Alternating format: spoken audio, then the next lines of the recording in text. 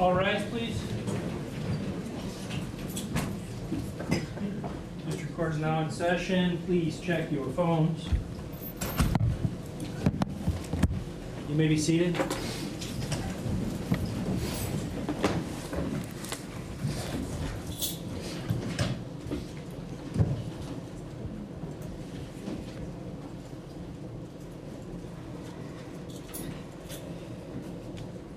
We are back on the record in State of Michigan versus Dee Warner. There was a lot of testimony over the past day today and 3 days prior to today. I did have to write it out so I could remember, and I apologize if I'm mispronouncing anybody's names.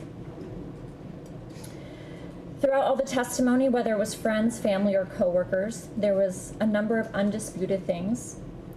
Dee Warner was a woman with a big heart and a temper. She cared for her children and grandchildren and employees.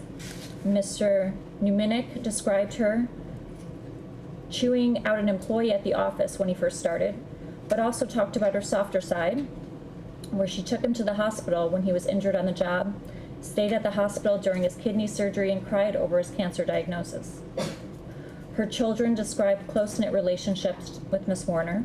Her daughter, Raquel, said Dee could be dramatic and could yell, but also described a close relationship where she spoke with her and saw her almost daily. Dee helped Raquel with her kids, and they often had meals together. Her son, Zach, worked with her and invested in a property together. He also spoke to her almost daily.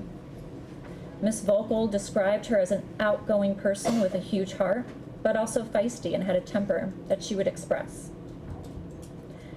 Dee Warner was also a woman who communicated with the people in her life on a regular basis. She was someone who was on her phone a lot. Whether it was daily text or calls to friends, family, or coworkers, or Facebook and Snapchat messages. Miss Warner was an active phone user. Analysis of her phone by MSP Special Analyst Miss Zingler showed that on average, in the time leading up to her disappearance, she used her phone about 307 times a day between calls and text. Mr. Molzer, who was the IT specialist for the Warner's businesses and set up Dee's devices, talked about her being very active on Facebook. Miss Alexander talked about how she would talk to Dee at least once a week, but sometimes daily, how Dee would always answer her phone or call back shortly. Miss Brody talked about how Dee would keep her phone on her during massages and would answer calls if it was the kids. Miss Volkel said they talked almost every day, and they had gone maybe only a weekend without talking over the course of the last 5 years.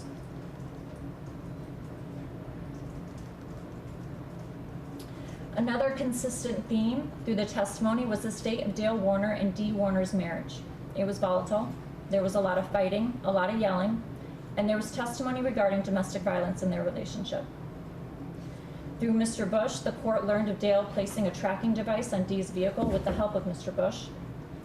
Mr. Bush testified it was just for diagnostic purposes, but looking at the records, diagnostics was run twice, maybe 4 times, but the location tracker was run approximately 176 times.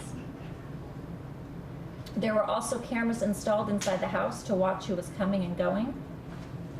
We heard from multiple witnesses, her children, Miss Alexander and Miss Volkel, that the 2016 Cadillac Escalade was Dee's primary vehicle. There was testimony from Mr. Newell, the senior technical expert at GM, that the OnStar system connected to that Cadillac Escalade, indicated that over the course of 16 months leading up to Dee's disappearance, there were 2,000 location searches for Dee Warner's vehicle.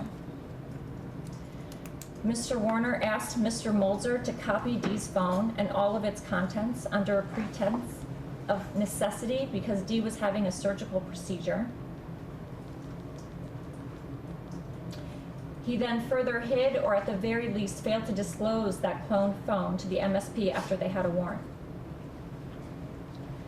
There was further testimony that there were physical signs and statements of domestic violence. Multiple witnesses saw Dee and Dale fight verbally. Miss Alexander said she saw them fighting a lot. Dee did a lot of the yelling. but Miss Vocal talked about seeing Dale yell at Dee and witnessing a fight where he was screaming in her face and his face was red. She also talked about a time at the end of 2020 where she saw a quarter-sized bruise on the side of Dee's forehead that was partially hidden by her hair where it was parted.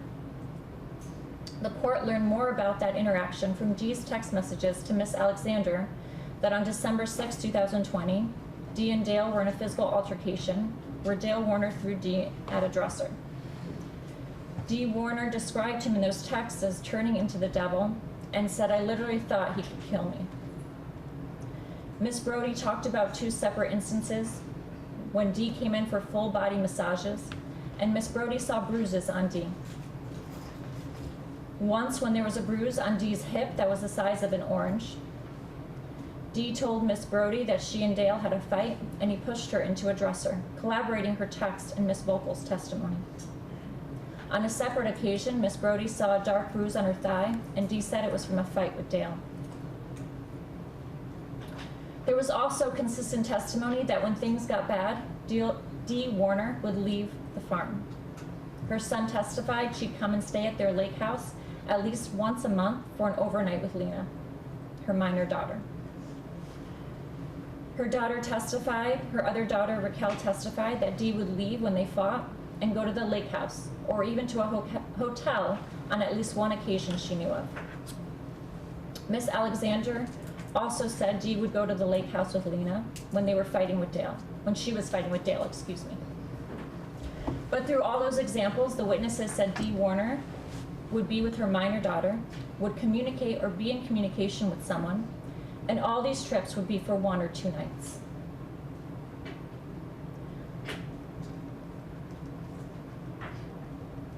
Another common sentiment was that Dale and Dee's relationship was coming to an end.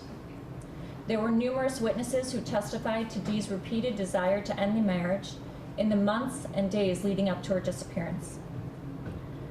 There was a visible disconnect between Dee and Dale. Miss Alexander and Miss Bach both testified that they saw when Dale tried to touch her shoulders, Dee would move away uncomfortably. Miss Brody said a week before Dee disappeared, Dee told her it was time to talk to a lawyer.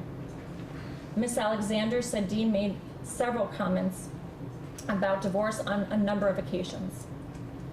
Dee also told Miss Alexander on April 24th, 2021, that she was going to tell Dale she was done with the marriage and wanted to sell the trucking company.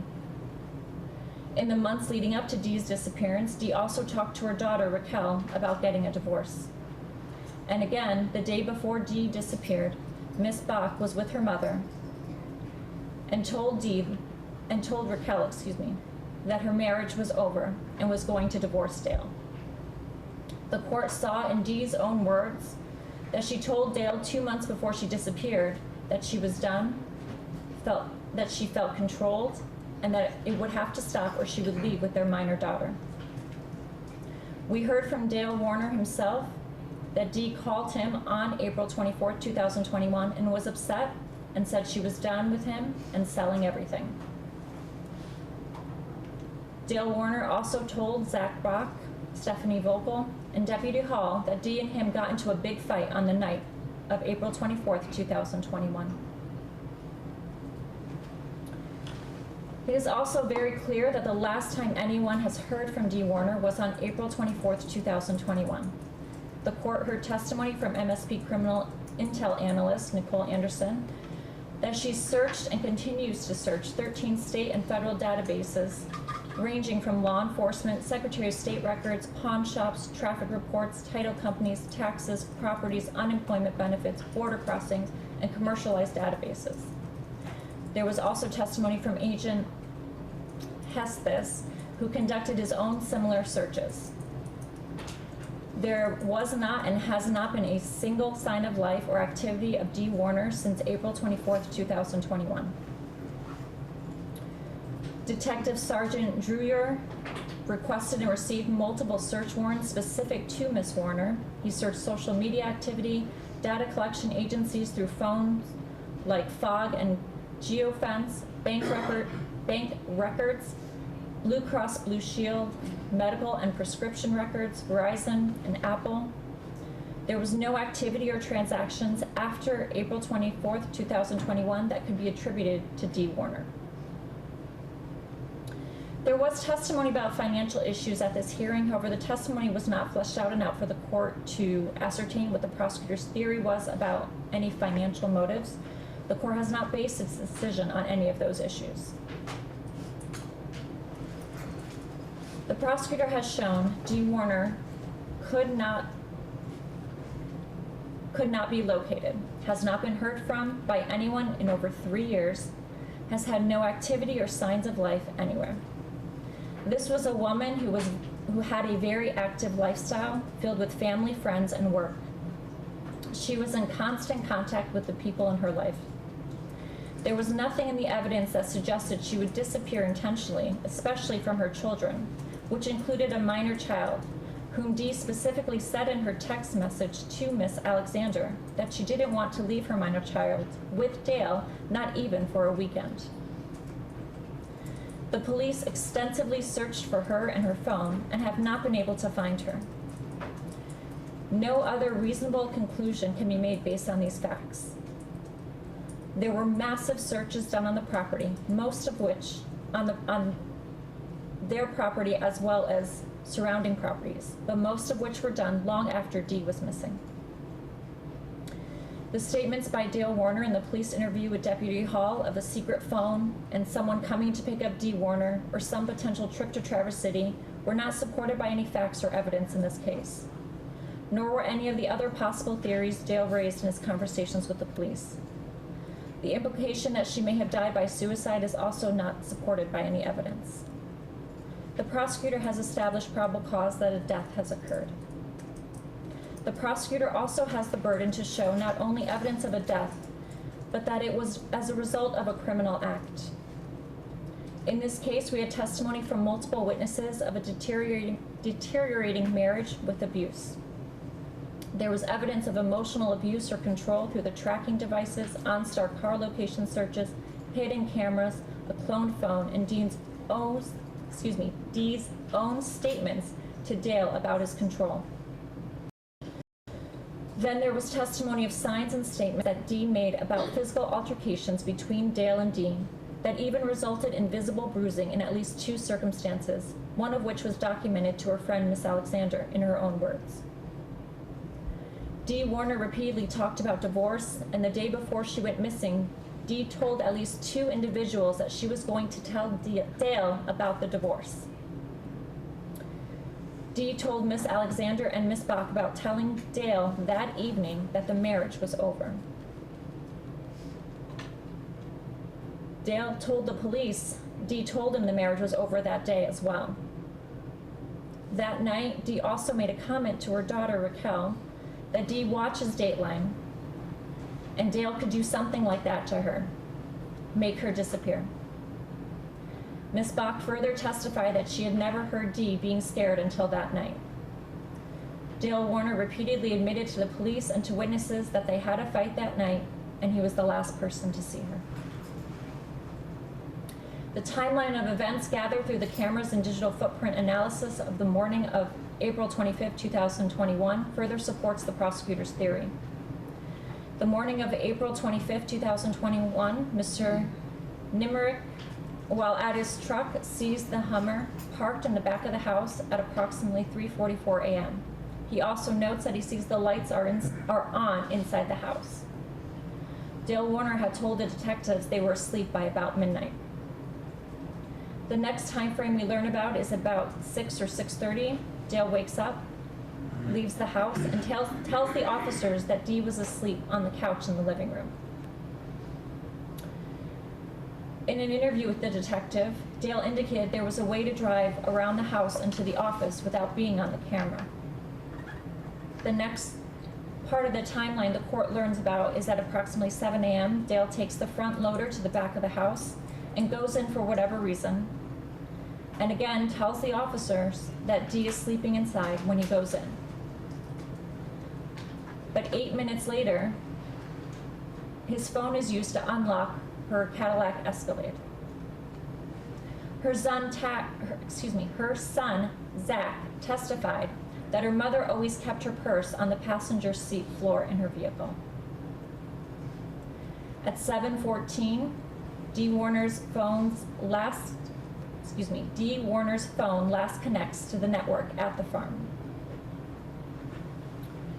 Then Dale leaves the property and sprays the fields, which was corroborated by the John Deere data. He returns and leaves again at 8:47 a.m. Shortly after he leaves, the Milestone app, which was the app for the farm's camera system, is connected 4 times, beginning at 8:49 a.m. Find My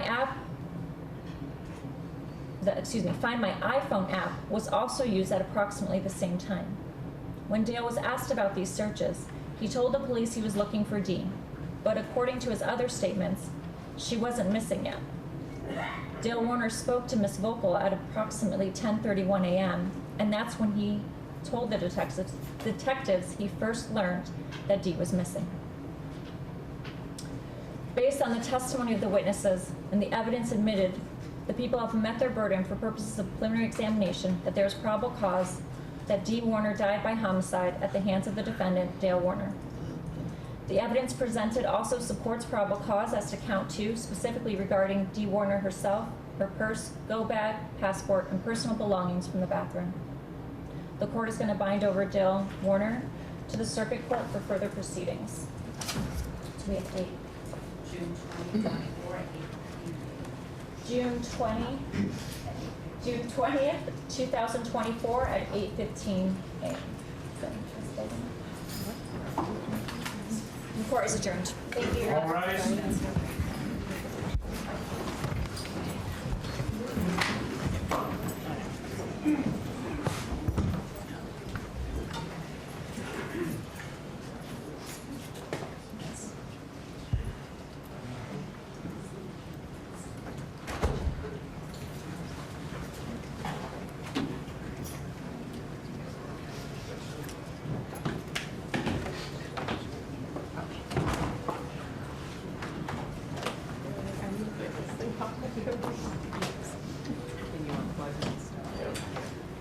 We'll come back.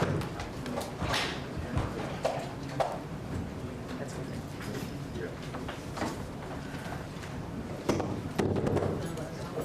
Love you, Dale. I think there's a power cord for the, was there a power cord for the, or did I take that already? For the iPad? There's none there. Oh, no, it's tiny.